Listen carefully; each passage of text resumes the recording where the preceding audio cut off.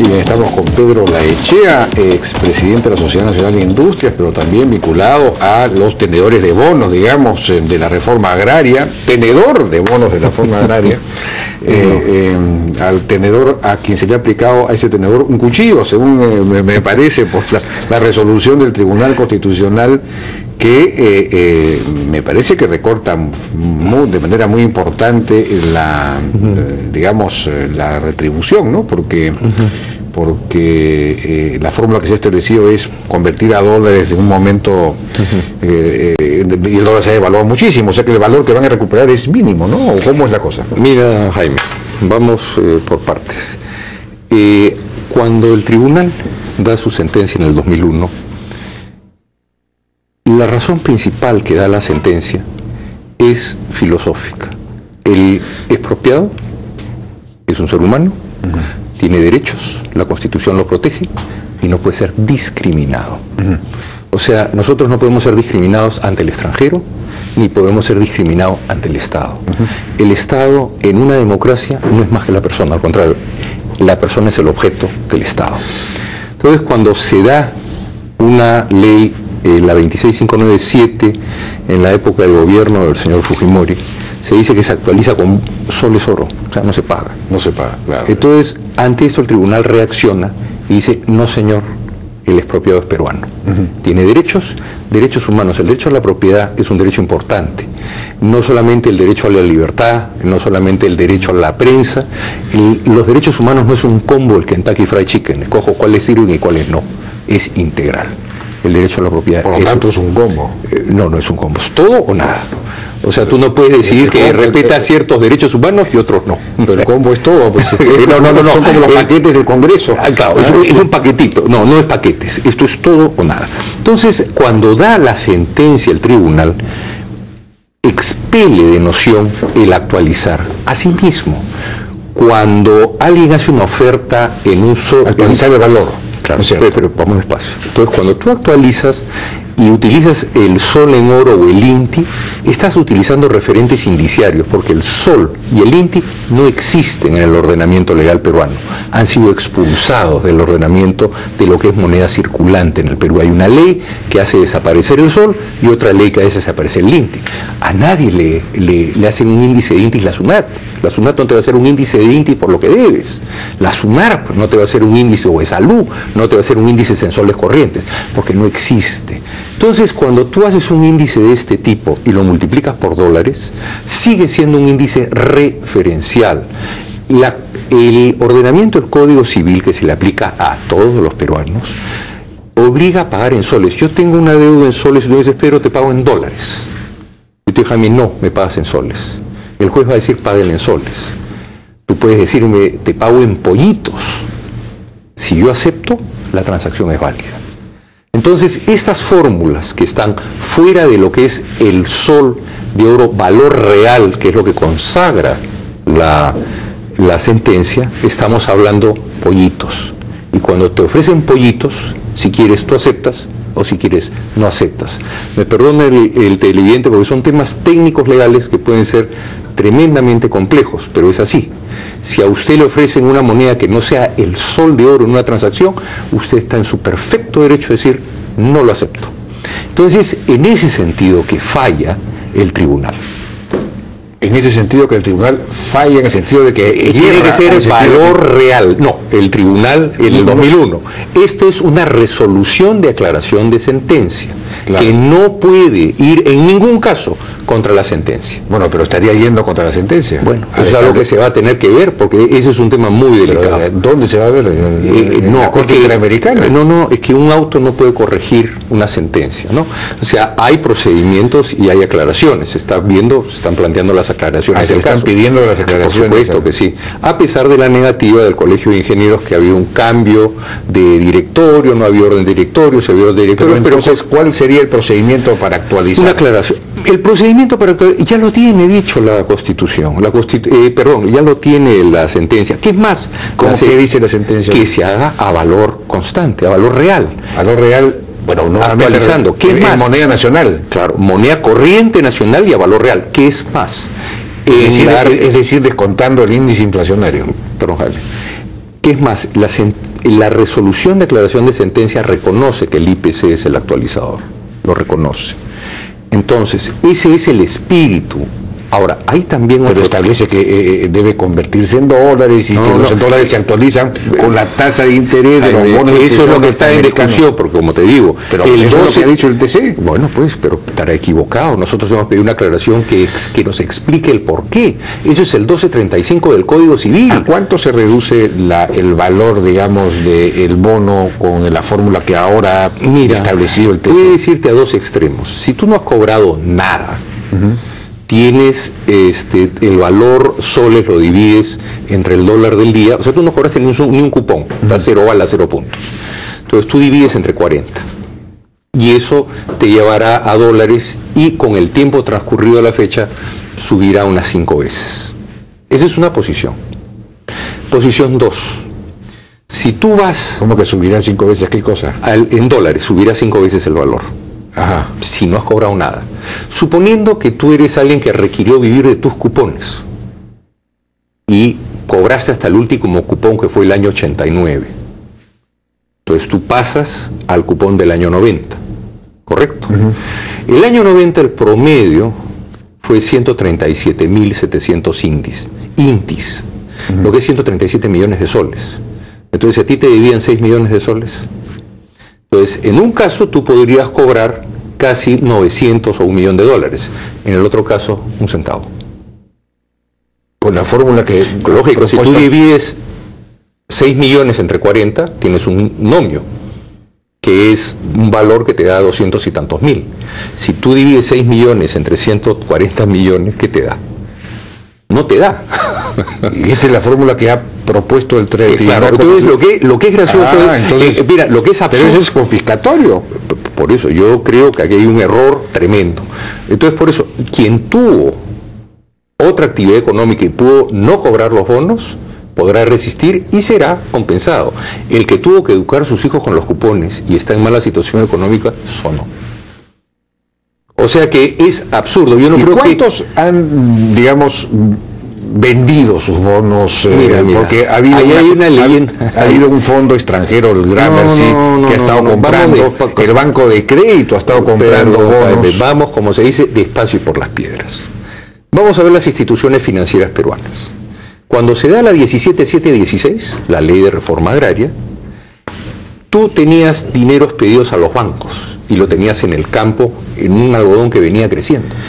Y ese algodón venía creciendo y cuando tú lo vendías, le repagabas al banco. Pero la reforma agraria llega cuando el algodón no había crecido, estaba medio a caminar. Ya. Entonces, en ese momento, Vanguardia Revolucionaria, con su gobierno y todo lo demás, agarran y dicen, no, las cooperativas tienen que quedar sin deuda.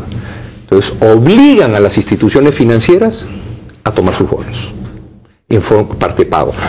A tomar los bonos. A tomar, es artículo 58, para que quiera leerlo, usted 17.16, artículo 58. Entonces las instituciones financieras que están entre los expropiados son bonistas de emisión, o sea que recibieron su bono y no les quedó otra que guardarlo.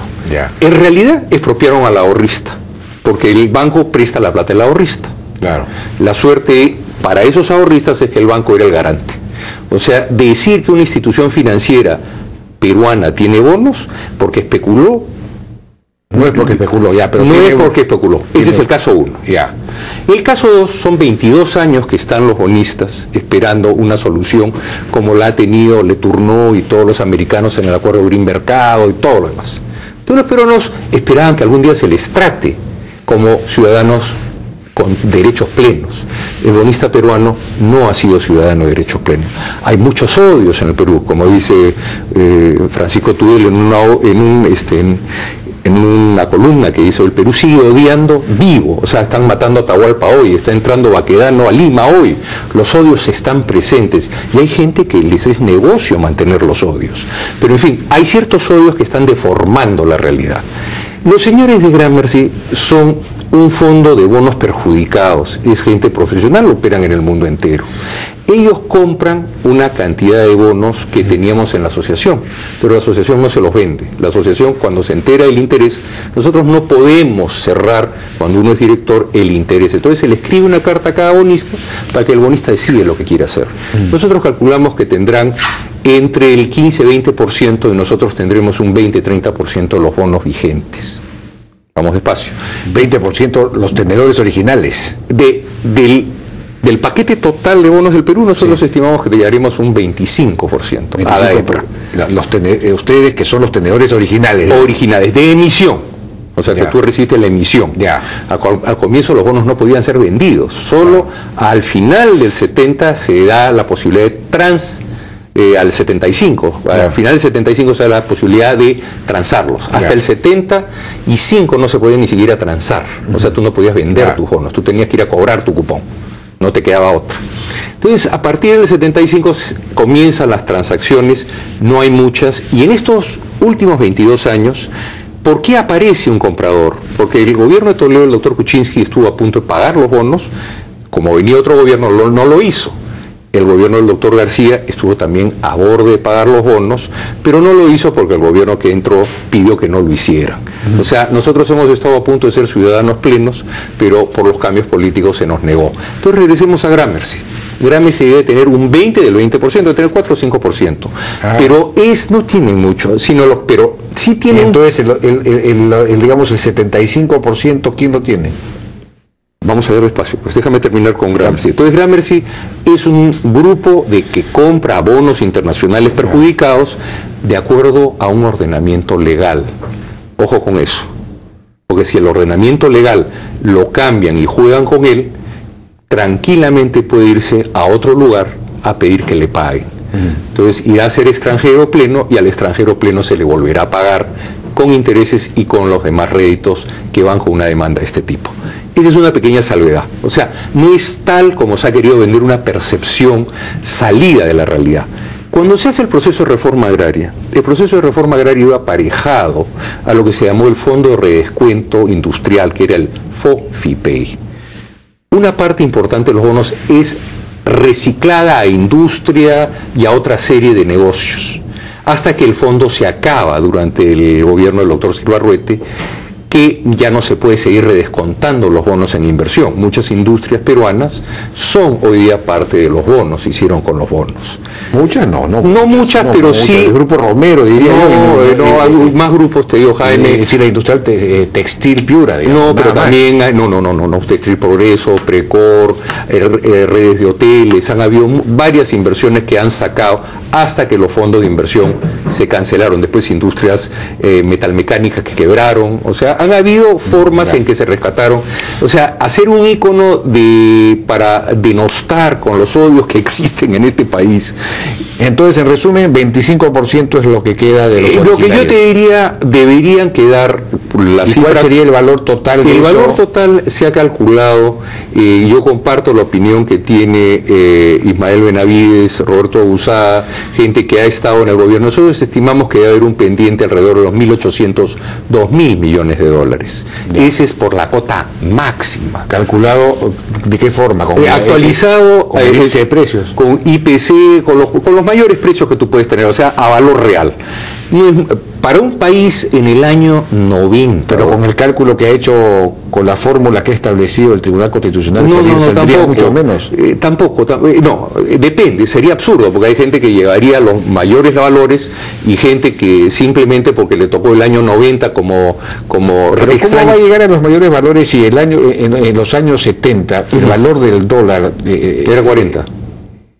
¿Qué porcentaje del valor del dólar es ahora? Es decir, ahora el dólar de ahora que es del 10%. 10 a la menos 9, pues. Así es, pues. Entonces, pero por eso te digo, Jaime, no puedes, ese cálculo, sácatelo de la cabeza. No es posible hacerlo. O sea, el Código Civil te lo impide. Tú puedes hacer... El cálculo lo puedes hacer. Mira, tú puedes decir, yo te voy a pagar en función del costo de este papel y de ese vaso.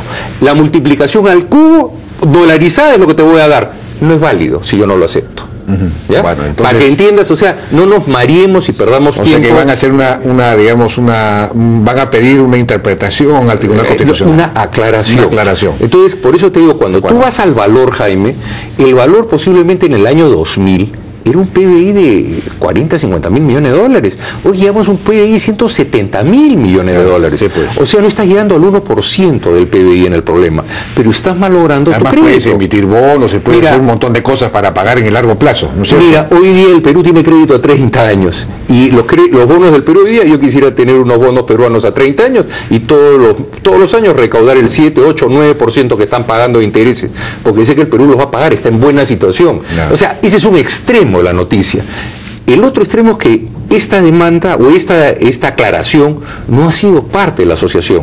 Esto no hemos sido nosotros los que hemos hecho los que hemos demandado acá. Nosotros siempre hemos buscado el trabajo conjunto para salir de un tema que es más político que real. Hoy día más es la carga emocional y política que van a quebrar al Perú. ¿Cómo van a quebrar un país que ya está llegando a los 180 mil millones de dólares con 1.800 millones de dólares? Es absurdo. Pagables en el largo plazo. Y todavía que el Perú lo puede pagar en 30 años. O sea, por ningún lado, Jaime. Bien, Pedro, muchísimas gracias. Muy interesante, muy clara la posición. Ojalá que este problema tenga alguna solución. Muchas gracias. Gracias, Jaime, y a todos los televidentes. Muchas gracias. Fue Pedro Olaechea. Vamos a una pausa. Regresamos ahora con César Delgado Canaval para ver el tema de las trabas, los trámites que hacen que demoran muchísimo los proyectos de inversión en el Perú. Regresamos.